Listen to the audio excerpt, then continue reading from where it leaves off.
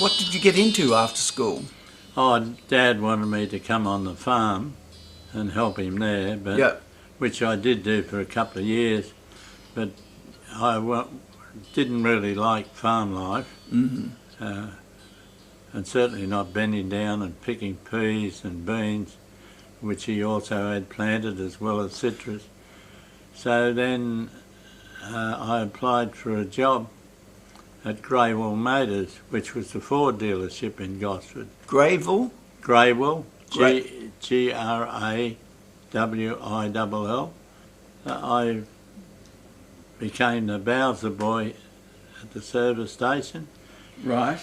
I liked that, and I liked handling the spare parts and selling spare parts and cataloguing it, and then an ad appeared in the paper for Parsons Garage, which was further north, which for a parts manager, and I applied for that and got that job. So I managed that for 2 or 3 years, and I was very happy with being in the motor trade.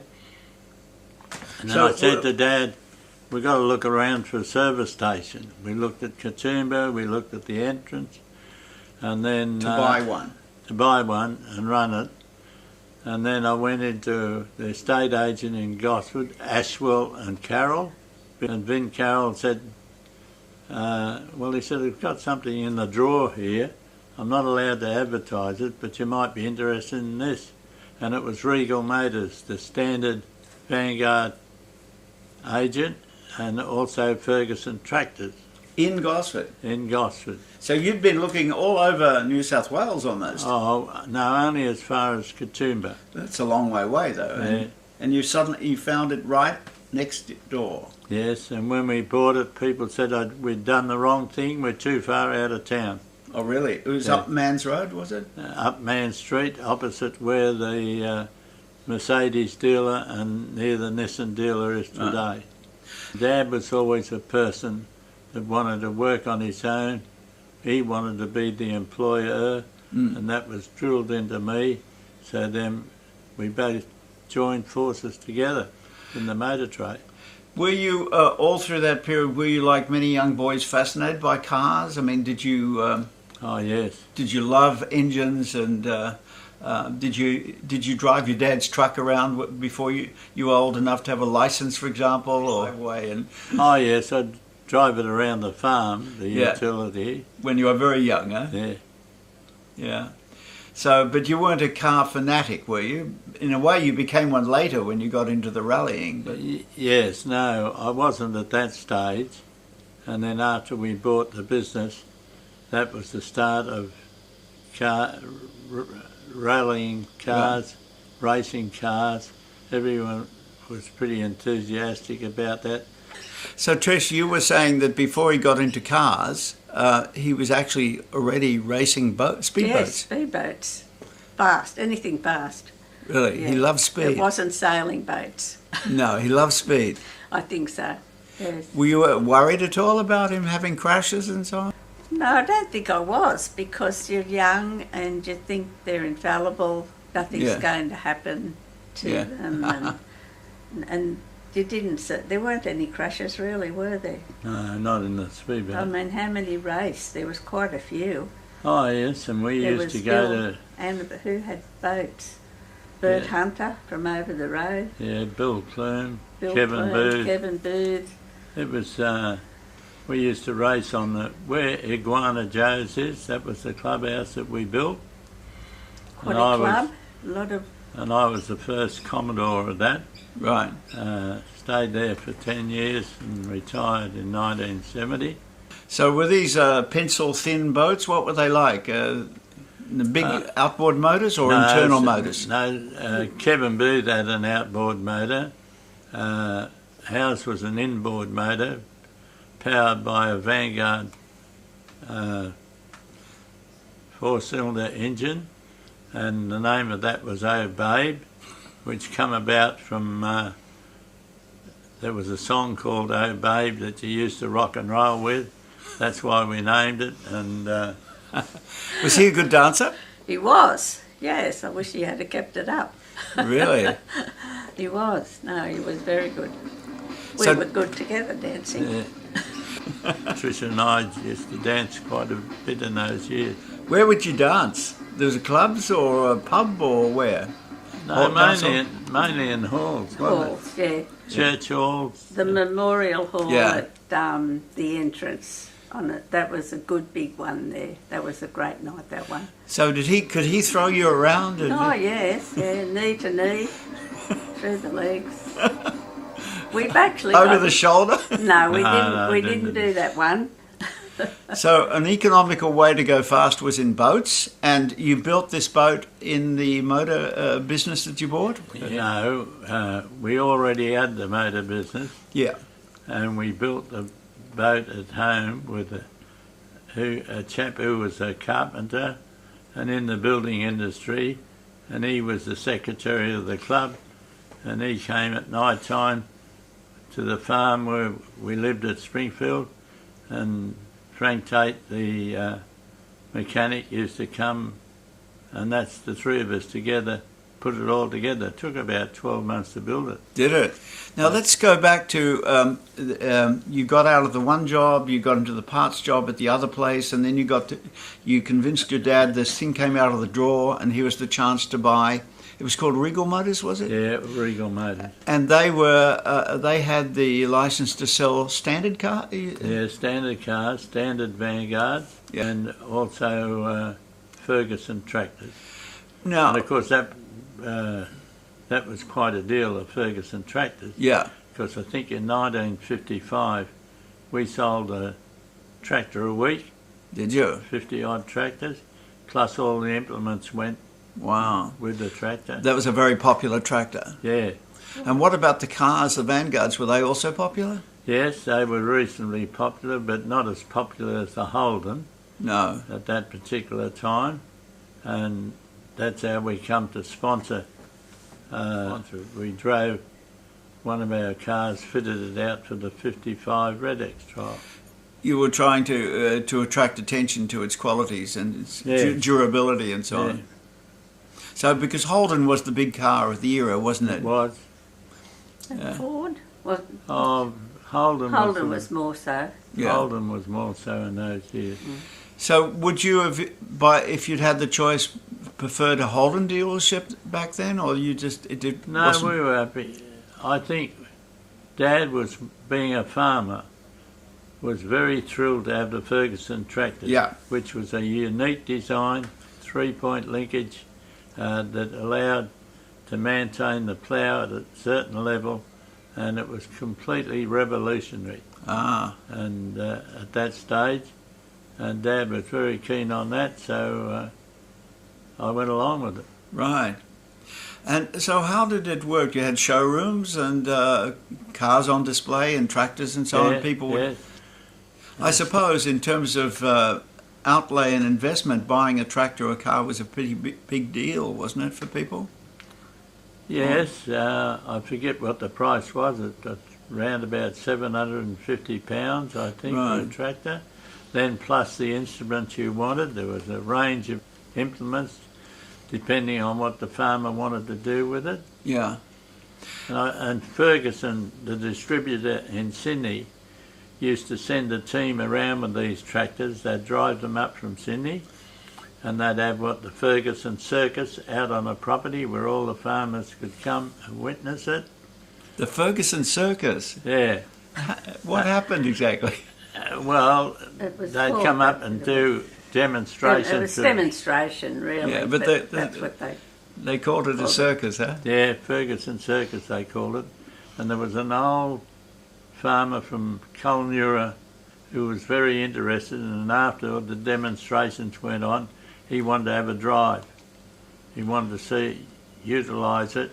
So one of the demonstrators would walk alongside the tractor with him, and he was going down this road, and then all of a sudden there was a fence coming up. He stood up and grabbed the steering wheel, stood up and said, "Whoa, whoa, whoa." And very quickly the demonstrator turned the key off of the tractor. He thought it was a didn't buy horse. one. He thought it was a horse. Yeah, he didn't buy one, but he did about 15 months later. And so this would be a festive. These Ferguson Circus would be a rather festive occasion. Would be a barbecue and. Not so much a barbecue. You'd just have nibbles and eats and sandwiches and Right. And drink. yeah. It wasn't so much sausage sizzle or anything. Just drinks and Now you told me that you courted her at Evoca Theatre, No, Valencia Theatre. Valencia. Ah. Well, actually, I met her at the train. She arrived on Christmas Day from Campbelltown, and my sister was waiting there for her boyfriend. And the two girls, her and a friend, were standing over at the station. she died. My sister went over and said, "Are you waiting for somebody?" She said, "We're waiting for a bus, but the next bus doesn't come for an hour or two." There was just the two of us sitting on suitcases. And no bus. No bus, no people, no nothing. And there was this utility, and Shirley and this Malcolm were in it, and I said, Pat, my friend, I said, I'll go over and see what they know whether there's taxis or buses or how do we get to... We didn't even know how to get where Terrigal was. Mm. So they said, they had no idea. So then that's where they had their little chat together, and he said, if they pay a bus fare, I will take them to Terrigal. It's been the greatest story in our family that he charged me 2 shillings for, I think it was 2 shillings each. Really? I think Pat had to pay 2 shillings too. But anyway, then the next Saturday night we went in by bus to Gosford to the Valencia Theatre. And I said to Pat, hey, that looks like that fella that gave us a ride. Think so. Anyway, he came up after the pictures and said, did I want to go and have a milkshake or coffee or at the tourist cafe? Yes. You didn't go to we never went to hotels or anything like that. That was for, well, not bad people, but we didn't. Yeah. So he took us up to the milk bar. I don't know whether we had a milkshake or something, and he offered to drive us home, and we said, no, we've got our bus fare. We've got our bus ticket, our return bus ticket. Oh, that's all right, he said, I won't charge you this time. So that was the first time he took me home to the boarding house, and that's when he said, did I want to go out on New Year's Eve, which I did. Uh-huh. And then That was the beginning of That was the beginning, and when I went back to Campbelltown, we wrote letters, which you don't do now. No, that was wonderful, they went the backwards letters. and forwards, and I've actually still got them. How long did the correspondence go? Lovey-dovey stuff in there. How long did the correspondence go on before you sort of got together? Well, I'd come up, I worked in Sydney, so I could come up on a Friday night on the Newcastle Express, and I'd go back Monday morning back to work. So mostly I came up to Gosford because Malcolm worked on a Saturday morning. And when you were courting like this, were you staying at his parents' house? Or? Yes, they were lovely. Grandma and Pop were the most lovely people you could ever meet. His mum and dad were gorgeous, yeah. And my mum, there was only my mum and my sister and I at home. My dad wasn't there, so no, I don't know. And then you asked me to marry you on your knees in your mum's lounge room. You remember that? Yes, I do. And obviously I said yes, and then it was a difficult getting ready for the wedding because we were married in Campbelltown. Right. So it was, and we mostly done by train, and he'd get your dad's ute occasionally and come down to Campbelltown for the weekend, but not very often. It'd be Saturday after work and go back Sunday night, so it was... And when did you actually marry and come up here to live then? Yeah, October the 16th, 1954. Yeah, but it was... I soon settled in, I think. Great. Well, I had to settle in because I got pregnant straight away. And then Malcolm went chuffing off on a Redex trial when Darryl was 6 weeks old, my first baby. So I had to settle in quick. Yeah. And they bought the Regal Motors, and he was starting a business. So it was all very hectic and wonderful. So now, another chapter. How did you get from this car agency into rallying, and why did that happen? Well, I suppose I was keen to get into the racing car industry, and so was my mechanic, who was my foreman at the time, and we were one of the enthusiastic onlookers to the 53 and 54 Red X trial, and we said we'd go in the 55, which we did.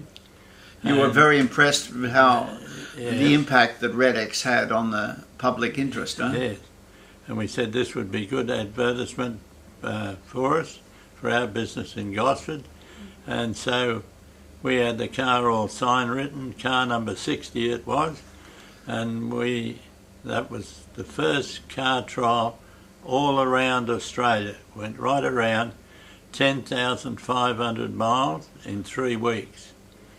And the previous ones had not gone all the way round? No, they'd only gone to Alice Springs and then down south, and the two.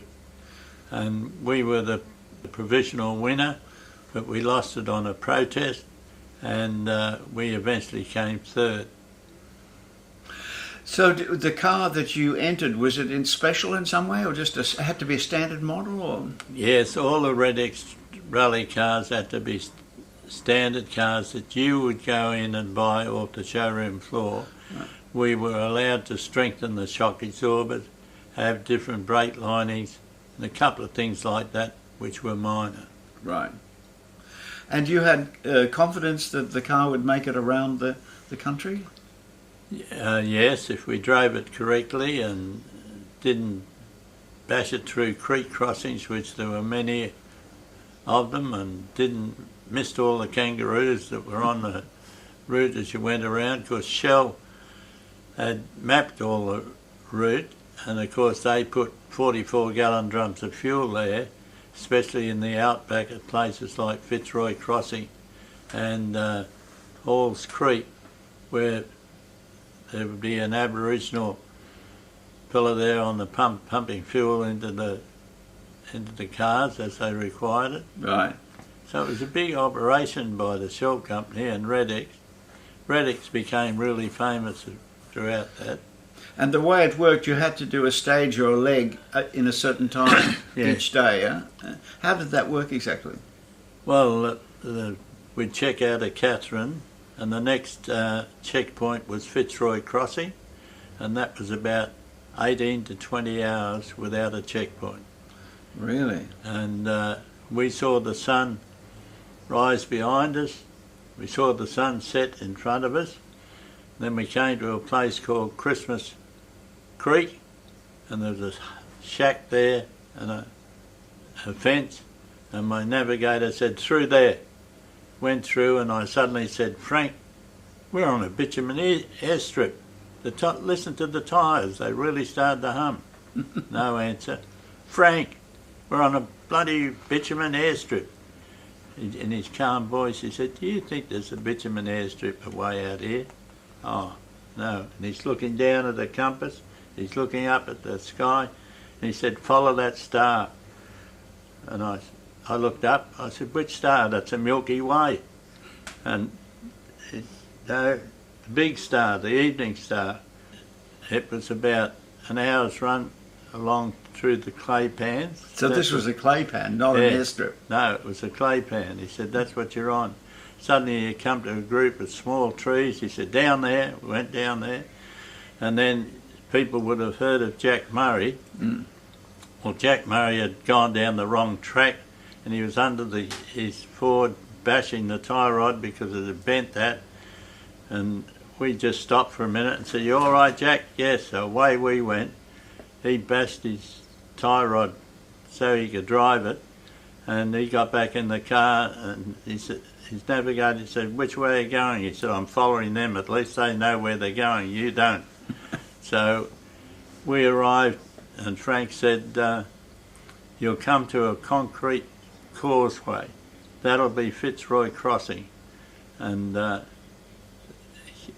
and he kept telling me, follow that star, which I did. I did everything that he said, went there, and then he said, and this at night time, and the light at the control point was over the other side of the Fitzroy crossing, so we went down there, over to the light, and he said, don't go in, we're 5 minutes early, because you lost the point being 1 minute late or 1 minute early. So we pulled up, and the clerk of the course was a chap from Woy Woy, Bill Nunn, and he was there to check us in. And he said, I'll check you in. I said, no. I said, we're 5 minutes early. He said, I'll check you in at the time you want. There won't be too many make this.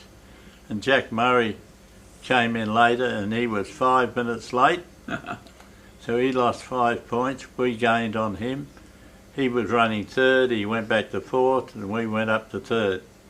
I went over to the pub, little pub there. No beds, no accommodation. There was just a wire mattress outside. And I said, Frank, I'll buy you anything you want. I don't know. Anyhow, I just slumped on the wire mattress and stayed there. The next morning, Jack Murray's on the wire mattress. He lifted me and put me on the concrete floor, unbeknownst to me.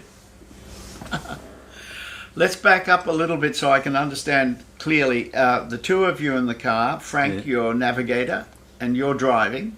Yes. Right? And you're racing across the outback, not on roads, just basically across the countryside, but the trail has been, how has it been marked? It was bush tracks. Right. And suddenly you'd come across a creek crossing, and then you back up again and it's flat, and you'd go as fast as the car could go on the flat section, and then have to slow down again when it became rough. Plenty of drivers got lost. Some went 50 miles out of their way. But is Frank looking at the countryside, or is he looking at a compass or he's a map? looking at a compass. He's not looking out the window at the... Oh, on occasions, but he's looking at the compass and the map all the time. Right. And, most of the time. And you're not second guessing. He's telling you what to do, turn here. Yeah. And you're not using your own judgment to find the way at all, No, really. I'm following what he said. But I can't understand how you would follow a star. That's a very imprecise thing in the sky. I mean, you... Well, he did it, and I think it was mostly by the compass. Yeah, and the compass was extremely precise, huh? Yeah, it was an aircraft compass out of a bomber. Right.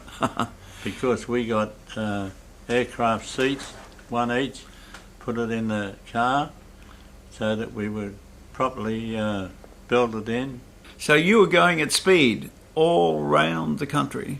Yes. When on a clay pan, we'd be going as fast as we could, which would be about 60 or 70 miles per hour.